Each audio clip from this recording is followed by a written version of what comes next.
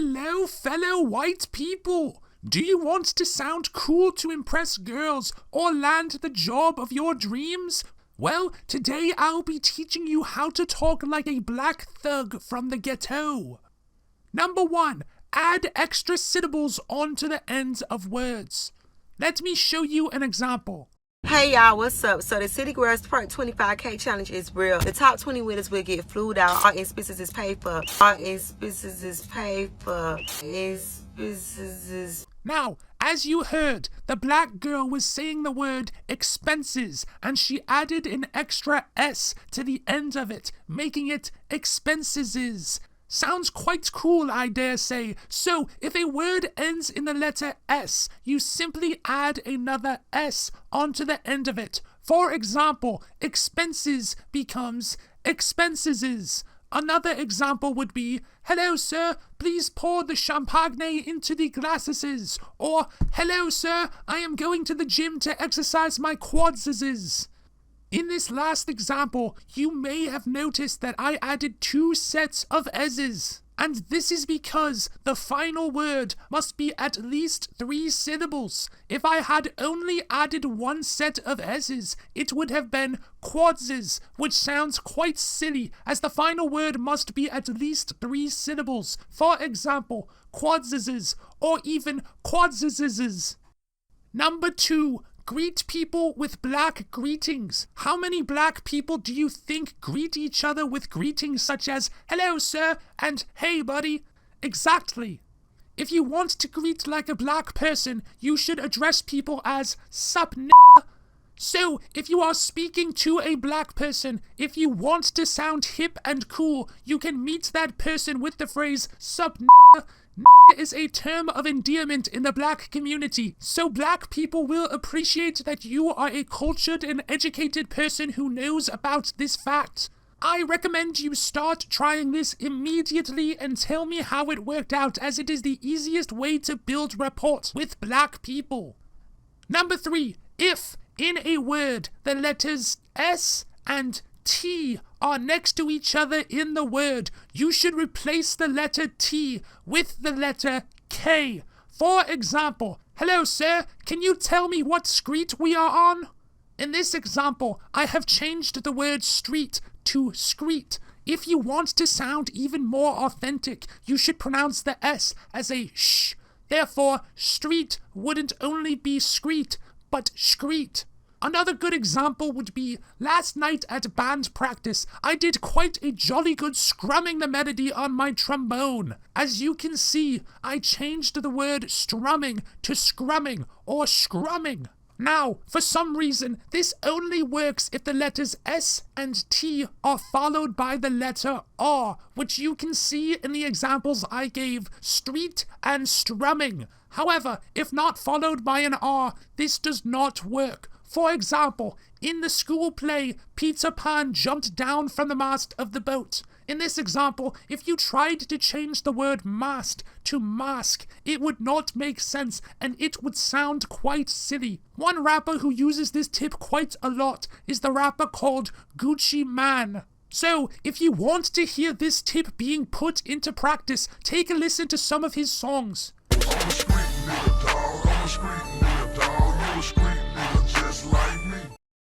Also, Gucci Mane used to be fat, and now he is skinny, so it is quite an inspirational story. As I always say, if you want to do something, just put your mind to it, and you can do it! However, if the rumors are correct and the government cloned him during his last prison stay, disregard everything I just said about him being an inspiration, because if you want to be a true black, you need to hate the government. Hashtag fuck the police. Number 4. Don't do white things. If you want to talk like a black person, there is no point doing it if you are just going to cancel it out by doing white things. Here are some examples of white things. Playing cricket, playing lacrosse, wearing the brand Brooks Brothers, wearing the brand Abercrombie and Fitch, driving an RV, driving an electric car, knitting, using the word literally. This last one is something that filthy white millennials do quite often. For example, Hey man, I literally just got back from the mall. There was a sale at the Brooks Brothers outlet and everything was literally 20% off. No black person has ever said that sentence. Number 5, settle your problems the correct way. Now, I have created this little diagram. On the left, we have 2 races, white and black. And on the right, we have 2 methods of solving problems. Number 1, tell the person causing the problem to shut the fuck up. And if they don't, beat them up.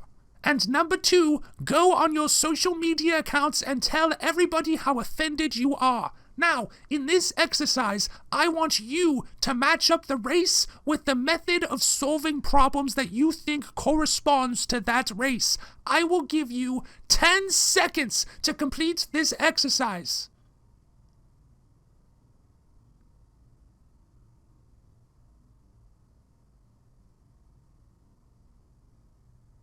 So, have you solved it yet? The correct answer is white matches up with the problem-solving number 2 and blacks match up with problem-solving number 1. If you have a problem, you must solve it yourself. Being offended is something only stupid whiteys do. Do you think black people would have solved the problem of slavery if all they did was talk about how offended they were? No! Now, white people are going to find this tip quite difficult because they are used to being offended all the time.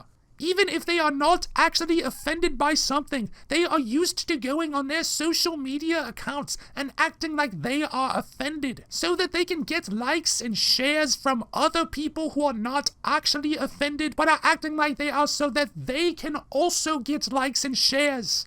It is just part of white culture. It's quite a bit of fun. Also, white people are used to being offended on behalf of other people. For example, if somebody says the word n***a and a black person is not offended, then it is the job of the white person to be offended on behalf of the black person. This is because the black person is not intelligent enough to understand that they are supposed to be offended, and it is the white person's job to inform them of this fact, thus ruining their day and making them sad when they previously were not. Number 6, play black sports. How many black people do you think play sports like cricket and golf? None! Black people only play black sports. If you live in America, then acceptable black sports include basketball.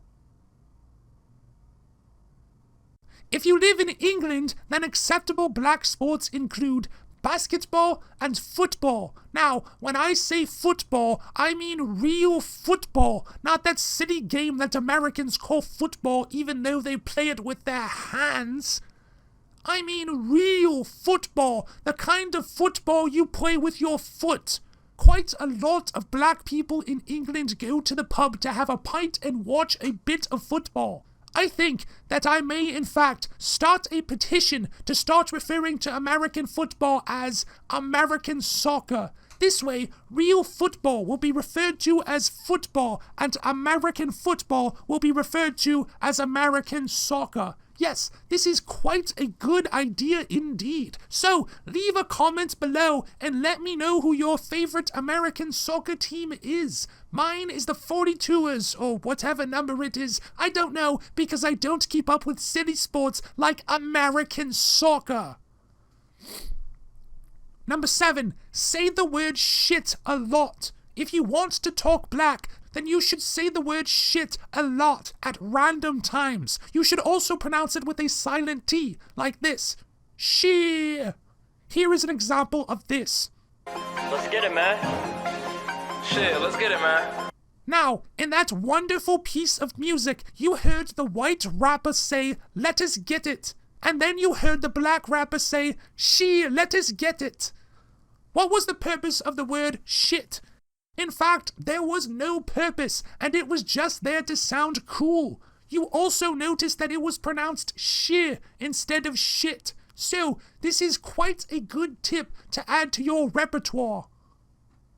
Bonus tip! If you want to come off authentic, you shouldn't only talk black, but also dress black. Unfortunately, nowadays you have to be rich in order to do so. Back in the good old days, all you needed was an XXXXXXL white t-shirt that cost $3 and your father's oversized jeans. However, nowadays things are a bit trickier. You will need designer clothes, like clothes from Gucci, Louis Vuitton, Balenciaga, and Supreme. On top of that, you should also get some expensive jewelry. Back in the day, a simple gold chain was enough, but now you need a thick 30-carat gold chain with flawless diamonds all iced out. Ah, iced out. That is the black term for jewelry with a lot of diamonds in it. So you will probably have to ask your father for more allowance, unless you are as rich as me and able to afford those things with your normal allowance.